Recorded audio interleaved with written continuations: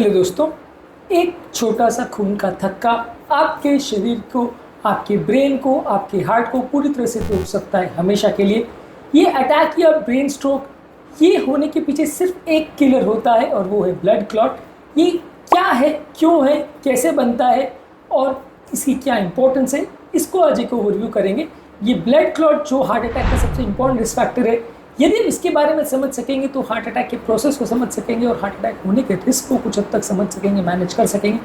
Basically blood clot एक jail होता है, एक क्लम्प होता है जहाँ खून के सेल्स चिपक जाते हैं और लिक्विड स्टेट से ब्लड एक सॉलिड स्टेट में चला जाता है, यानी जो तरल बहने वाला पदार्थ होता है ब्लड, वो बहने के बदले एक खून का थक्का बना लेता है, जिसकी वजह से आपका जो ब्लीडिंग होता है या कहीं से अगर चोट लग जाए तो खून का रिसाव होता है वो रोका जा सकता है। एक्चुअली में तो ये प्रोटेक्टिव मैकेनिज्म है, लेकिन जब ये ब्लड का क्लॉट गलत जगह अगर बन जाता है, यानी कि किसी नली के बीच में बन जाता है, तो ये ब्लड के बहाव को रोक सकता है और यही ब्लड क्लॉट हार्ट अटैक और लकवे का सबसे इंपॉर्टेंट कारण होता है।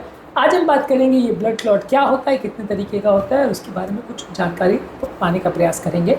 टॉपिक पर जाने से पहले जो लोग हमारे चैनल पर नए हैं उन्हें रिक्वेस्ट करूँगा चैनल को सब्सक्राइब करें, वीडियोज़ को लाइक करें, शेयर करें, फॉलो करें, कमेंट करें, पूरा देखें। टॉपिक के बीच में उसे इंटरेस्टिंग बनाने के लिए कुछ इंटरेस्टिंग साइंटिफिक और ट्रिविया रिलेटेड फैक्ट्स आपको बताऊंगा जो आपको हैरान भी करेंगे और ज्ञान भी देंगे। और टॉपिक के एंड तक यदि आप बने रहते हैं तो इस टॉपिक को अपनी लाइफ के लिए कैसे यूज़फुल बना सकते हैं और अपनी लाइफ को बदलने वाले क्या इंपॉर्टेंट फैक्ट्स, इससे आप जानकारी ले सकते हैं, ये सारी चीज़ों के बारे में भी आपको बताऊँगा। तो चलिए शुरू करते हैं सफ़र।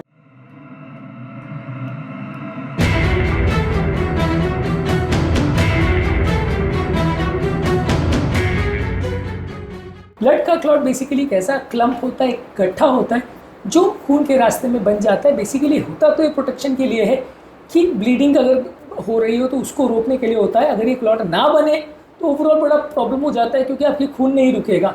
नॉर्मली लोग बोलते हैं कि एक ब्लड का क्लॉट ही अगर प्रॉब्लम है तो इसको क्यों नहीं पूरी तरह से रोक देते, पर आपको समझना पड़ेगा कि ब्लड का क्लॉट बेसिकली है तो प्रोटेक्टिव मैकेनिज्म। ये शरीर को बचाने के लिए होता है कि अगर आपको चोट लग जाए और एक क्लॉट ना बने तो ब्लीडिंग इतनी हो जाएगी कि आप रोक नहीं पाओगे।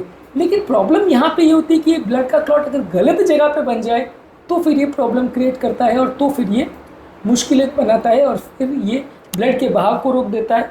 और तब इसे गलाना और इसे हटाना और रास्ता बनाना ही ट्रीटमेंट का मेन पर्सपेक्टिव होता है या ट्रीटमेंट का मेन लक्ष्य होता है कि जो नली में ब्लड का क्लॉट बन गया जिसकी वजह से ये ब्लड का बहाव रुक गया, उसको हटाना और रास्ता बनाना ताकि ब्लड वापस से बह पाए। ये इंपॉर्टेंट काम होता है जो ट्रीटमेंट के द्वारा हम करते हैं। ये ब्लड का क्लॉट सिर्फ हार्ट की नलियों में बनता है ऐसा नहीं है। जब हार्ट की नली में क्लॉट बनता है तो उसे हार्ट अटैक बोलते हैं। ब्रेन की नली में क्लॉट बनता है तो उसे स्ट्रोक बोलते हैं। पल्मोनरी एम्बोलिज्म तब बोलते हैं जब लंग्स की नलियों में क्लॉट बनता है, और पाँव की नली में जब क्लॉट बनता है तो उसे डीप वीनस थ्रोम्बोसिस बोलते हैं। अलग अलग नलियों में ये क्लॉट बनता है, अलग अलग काम करता है। जिस भी नली में क्लॉट बनता है उसे ये चोक कर सकता है और वहाँ के रक्त के बहाव को रोक सकता है। तो ये क्लॉट की बहुत इंपॉर्टेंस है। इससे संबंधित कुछ इंपॉर्टेंट फैसिनेटिंग पॉइंट्स आपको बताऊंगा हमारे ट्रिविया सेक्शन में। क्लॉट के बारे में सबसे पहले रुडोल्फ वर्शोव करके एक जर्मन फिजिशियन ने बताया था कि क्लॉट बनने के लिए 3 चीज़ें ज़रूरी होती है: ब्लड का रुक जाना, नली में चोट लगना और ब्लड की क्लॉटिंग टेंडेंसी बढ़ना, यानी हाइपर कोएगुलेबिलिटी। तो ये तीनों में से अगर कोई भी एक चीज़ अगर कम हो तो क्लॉट बनने के चांस कम हो जाते हैं, यानी ब्लड का बहाव रुकना ज़रूरी है। ब्लड का बहाव क्यों रुकता है? जब नली में ब्लॉकेज वगैरह आ जाता है तो ब्लड का बहाव वहाँ स्लो हो जाता है, तो ब्लड स्टैग्नेट होने लगता है, तब ये क्लॉट बनता है। या अगर हार्ट का पंपिंग वगैरह लो हो, या अगर आप बहुत लंबे समय तक एक जगह पर बैठे हो या पड़े हुए हो तो ब्लड का बहाव रुक जाएगा, तो ये ब्लड स्टैसिस डेवलप होता है जिससे कि क्लॉट बनता है। तो यदि आप ये ब्लड के बहाव को रुकने नहीं देंगे तो हार्ट अटैक नहीं आएगा। ये इसका प्रैक्टिकल इंपॉर्टेंस है। इसके अलावा नली में जब चोट लगती है किसी भी कारण की वजह से, इंडोथेलियम या इनर लेयर में इंजुरी होती है, तब ये क्लॉट बनता है। तो अगर नली में कोलेस्ट्रॉल का ब्लॉकेज होता है तो फ्रिक्शन प्रोड्यूस करता है जिससे ये नलियाँ डैमेज होती है, जिससे कि हार्ट अटैक आता है। बीपी, शुगर, कोलेस्ट्रॉल, ये सारी चीज़ें आपकी इनर लेयर को डैमेज करती है। यही वो इंजुरी होती है जो क्लॉट ट्रिगर करती है। तो यदि आप इंजुरी को रोक दें तो भी आप क्लॉटिंग को रोक सकते हैं। तो और हाइपर कोएगुलेबिलिटी इसका तीसरा पार्ट है। हाइपर कोएगुलेबिलिटी मतलब ब्लड का ज़्यादा गाढ़ा होना।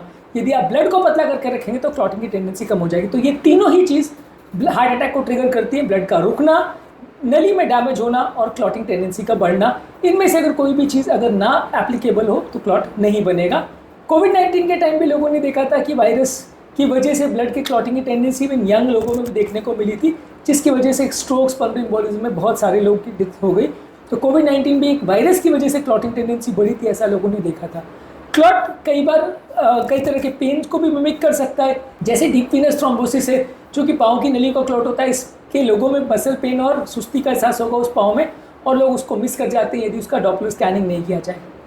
एक और इम्पॉर्टेंट चीज़ है जिसको बोलते हैं इकोनॉमी क्लास सिंड्रोम।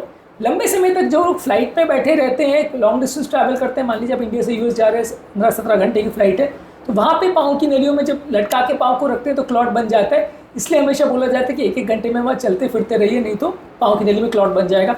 और इसको इकोनॉमी क्लास सिंड्रोम क्यों बोला जाता है? इकोनॉमी का इसलिए क्योंकि वहाँ पे एक बैठने की जगह नहीं होती, तो आदमी पाँव को नीचे लटका के बैठता है।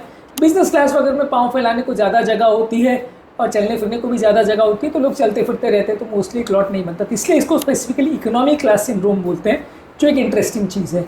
इसके अलावा होने वाली दुनिया भर में डेथ्स में 1 में से 4 डेथ, यानी दुनिया भर में होने वाली 25% डेथ का कारण ये ब्लड क्लॉट होता है। तो एक छोटी सी बात नहीं, दुनिया भर में होने वाली 25% मृत्यु का कारण ये ब्लड क्लॉट होता है। इसके अलावा हार्मोन्स भी कई बार क्लॉट को प्रोपोगेट करते हैं। जब बॉडी में बर्थ कंट्रोल पिल्स या कोई हार्मोन रिप्लेसमेंट थेरेपी देते हैं तो उसकी वजह से भी क्लॉटिंग डिसऑर्डर्स बन सकते हैं। कई बार कुछ जेनेटिक कंडीशंस है जो क्लॉट को इन्फ्लुएंस करती है, जैसे कि फैक्टर 5 लीडेन म्यूटेशन, जो कि बहुत सारे लोगों में होता है। इसकी वजह से ब्लड की क्लॉटिंग टेंडेंसी बढ़ जाती है। जब आप खून पतला करने वाला दवा देते हैं तो ये क्लॉटिंग की टेंडेंसी को, यानी ब्लड के क्लॉट बनने के इश्यूज़ को कुछ हद कम करता है। तो ये वो तरीका है जिसके माध्यम से ब्लड क्लॉट को कम करने वाली दवाइयाँ मदद करती हैं। और अपने टॉपिक के एंड में आ गए तो कुछ लाइफस्टाइल के लिए यूटिलिटी के पॉइंट्स बताऊंगा जो प्रैक्टिकल इंपॉर्टेंस आपके लिए रखेंगे। हमेशा कभी भी लंबे समय तक कहीं बैठे मत रहिए। जैसे हमने इकोनॉमिक क्लास सिंड्रोम की बात करी, लंबे समय तक एक जगह पर बैठने से ब्लड क्लॉट बन सकता है। वहीं अगर आप बैठे बैठे का जीवन व्यतीत करते हैं तो क्लॉटिंग की टेंडेंसी ज़्यादा हुई, क्योंकि ब्लड में स्टैसिस होगा। तो हमेशा चलते फिरते रहिए। सोने के बाद भी जब आप उठे तो हमेशा एक्टिव रहिए। जो लोग बिस्तर में पड़ जाते हैं उनकी क्लॉटिंग की टेंडेंसी बढ़ जाती है, उनको भी सर्जरी वगैरह के बाद भी जल्दी चलाना ज़रूरी है। इसके अलावा नलियों में ब्लड प्रेशर द्वारा या कोई भी डैमेज करने वाले तत्व द्वारा इंजरी होने से बचाइए। जितना ज़्यादा नली की दीवार इंजरी होगी उतना ज़्यादा क्लॉटिंग टेंडेंसी बनेगी। इसके अलावा ब्लड की क्लॉटिंग की टेंडेंसी को कम करने के लिए खून पतला करने की दवा लेते रहेंगे तो वो क्लॉटिंग की टेंडेंसी को कम करेगी, लेकिन वो सिर्फ एक फैक्टर पे काम करती है, यानी क्लॉटिंग टेंडेंसी को कम करती है। बाकी चीज़ों पे उसका रोल नहीं है, तो वो 100% क्लॉट के चांस को नहीं रोक सकती। बाकी चीज़ों पर भी वर्क करना ज़रूरी है। तो अब हम आते हैं टॉपिक के एंड पर। टॉपिक एंड में मेरा मैसेज आपको ये है कि यदि आप इस क्लॉट की प्रॉब्लम को जल्दी से पहचान लेते हैं और इसके होने के कारण का जल्दी से निवारण कर लेते हैं तो ये वीडियो में मिली हुई इन्फॉर्मेशन आपकी बहुत मदद कर सकती है। बहुत बड़े बड़े प्रॉब्लम जैसे हार्ट अटैक, लकवा और पल्मोनरी एम्बोलिज्म से बचने के लिए एक छोटी सी जानकारी आपके लिए ज़िंदगी भर की समस्याओं को रोक सकती है। इसलिए जानकारी का होना बहुत ज़रूरी है और जानकारी को लोगों तक फैलाना और लोगों की मदद करना भी ज़रूरी है। उम्मीद करूँगा कि आज के टॉपिक में कुछ नई बातें जानने को मिली होगी। इस टॉपिक के संबंध में यदि आपके कोई कमेंट्स हो, यदि आपको ऐसा लगता है या आपके इसके बारे में कुछ विस्तृत विचार हो तो ज़रूर कमेंट सेक्शन में उनके लिख के बताइए। हम आपके कमेंट्स का इंतजार करेंगे। टॉपिक एंड करने से पहले जो लोग हमारे चैनल पर नए हैं उन्हें रिक्वेस्ट करूँगा चैनल सब्सक्राइब करें, वीडियोज़ को लाइक करें, शेयर करें, फॉलो करें, कमेंट करें पूरा।